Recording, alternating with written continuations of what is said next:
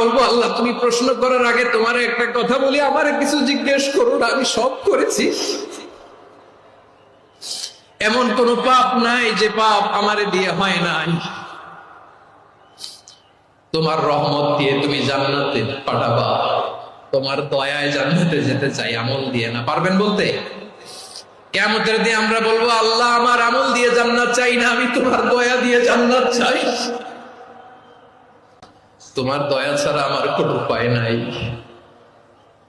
কারণ আল্লাহ যদি বিচার করে, বাঁচার কারো উপায় নাই। আল্লাহ যদি বলে ফেলেন তুই এটা করলি কেন, ওখানে গেলি কেন, কোরআনে 1000 বার নিষেধ করলাম তারপরেও এই পাপে জড়ালি কেন, এরকম প্রশ্ন ছুড়ে দিলে আমার উত্তর আছে? বাঁচার কোনো উপায় আছে?